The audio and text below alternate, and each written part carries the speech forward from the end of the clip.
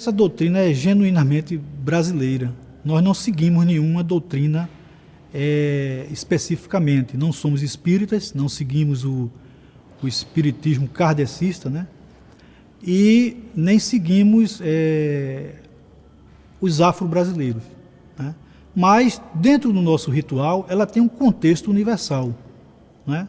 Então, nós encontramos aqui aspectos de outras doutrinas, aspectos do catolicismo, aspectos da própria Umbanda, para que as pessoas que aqui cheguem, de diversas correntes, se sintam bem, se encontrem em algum ponto um apoio que veio de origem. Mas sabemos que a principal coisa para o ser humano não é exatamente só a religião é apenas um meio dele chegar a um fim. O que nós esperamos das pessoas que aqui vêm e trabalham é que elas se encontrem consigo mesmo.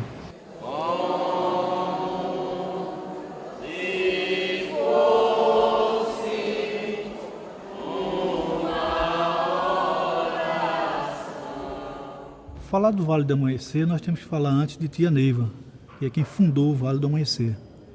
Uma sergipana de Propriá, que na época da construção de Brasília, ela foi até Brasília, sendo a primeira motorista de caminhão do país. Uma pessoa católica, onde os fenômenos espirituais começaram a surgir. Ela não aceitando essa mediunidade, né? Porque não conhecia também o fenômeno, em primeira mão não quis trabalhar mediunicamente. Foi até psicólogos, médicos, e constataram que o fenômeno dela não era uma coisa comum. E ela passou a desenvolver sua mediunidade, se tornando uma clarividente.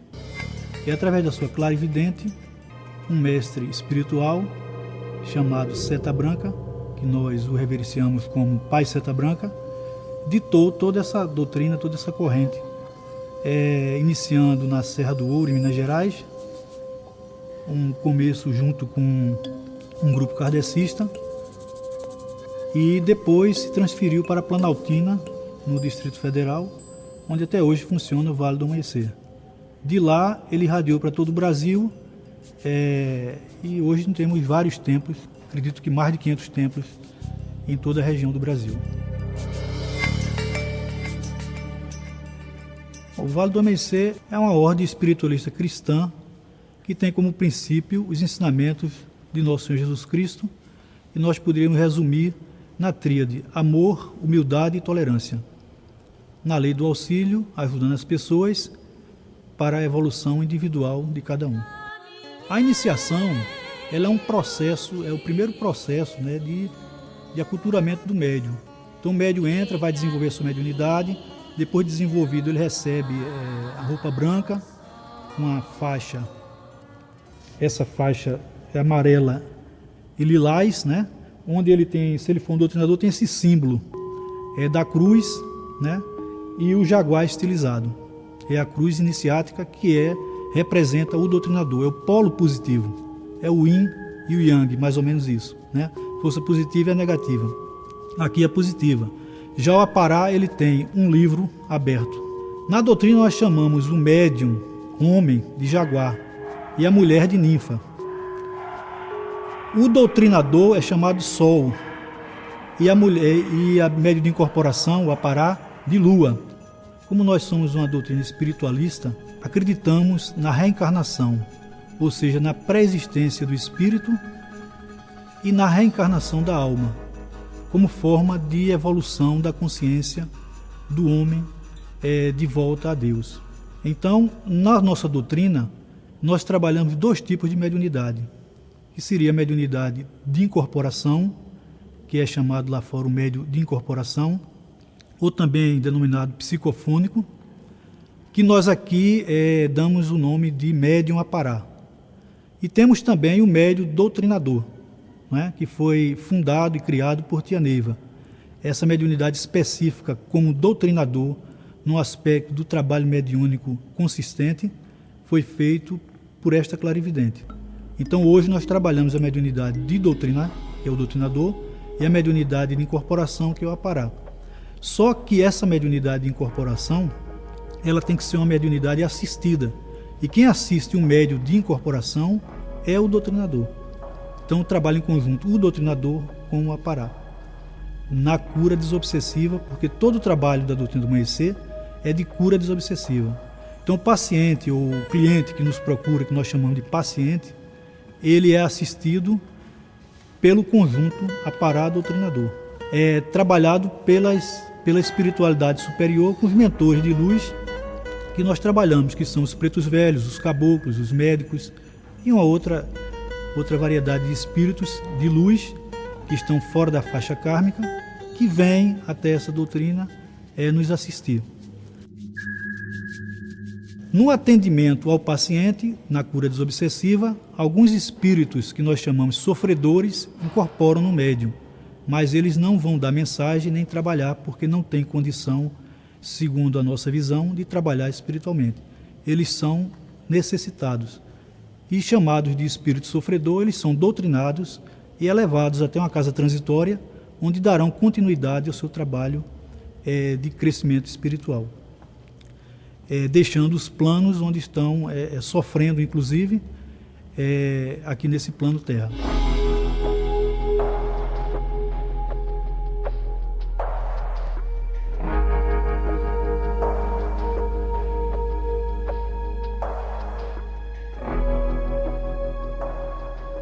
Para entrar na doutrina e desenvolver essa mediunidade, nós não selecionamos ninguém por critérios como cor, raça, sexo, posses, né?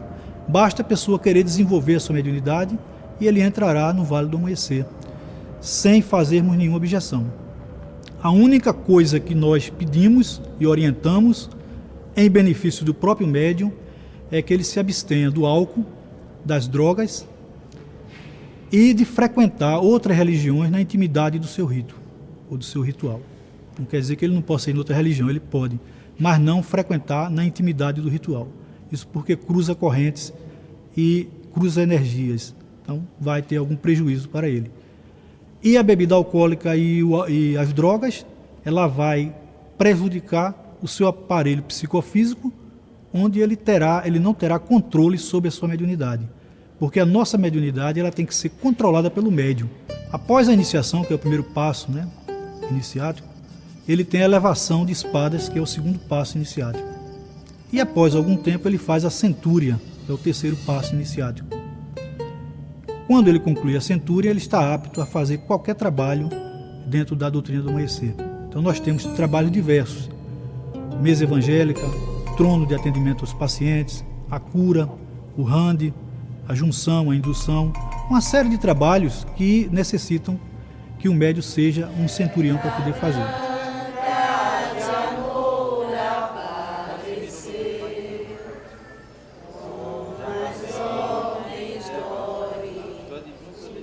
A roupa branca, o médium quando começa, inicia, representa a pureza, né? A vontade de aprender, de saber, de se encontrar com os planos espirituais. Então ele usa o branco no trabalho não iniciático. Depois, quando ele faz uma iniciação e elevação, ele começa a trabalhar com o marrom e o preto. O preto significando a alta magia e o marrom a cor franciscana, porque acreditamos que o espírito seta branca tenha sido Francisco de Assis numa outra encarnação. Então lembra a cor franciscana. Depois que ele faz a centúria, eles entram em falanges, né, que tem cada uma a sua característica, um colorido diferente. E dentro do ritual, o que se chama de cromoterapia, né, a cura através da cor, cada cor emana uma força, uma energia diferente.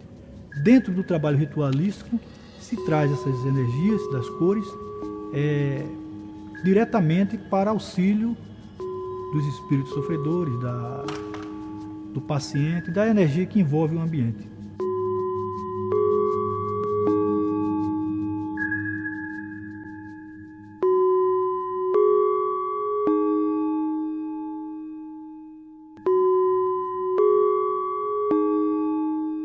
Deus é uma figura difícil de você explicar, porque a mente humana não consegue identificar Deus na sua essência, né? O que é Deus realmente é muito difícil de dizer. Mas nós sabemos que é uma força espiritual muito forte, que todos nós somos partículas crísticas desse fogo divino. Então, tudo que existe no universo é Deus. E mais alguma coisa, porque Deus não é só o universo, né? O universo é apenas uma forma manifestada de Deus. Mas existe a forma não manifestada de Deus, o Deus Espírito, ao qual não temos a condição de conceber e de explicar.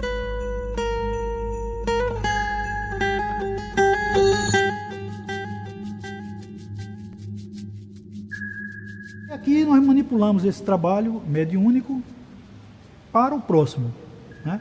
Se nós trabalharmos para o próximo, como Jesus falou, estamos trabalhando para nós mesmos, porque ninguém chegará ao Pai se não for por Ele, se não for por essa obra de atendimento ao próximo. Então, o caminho mais curto de chegar a Deus está no semelhante.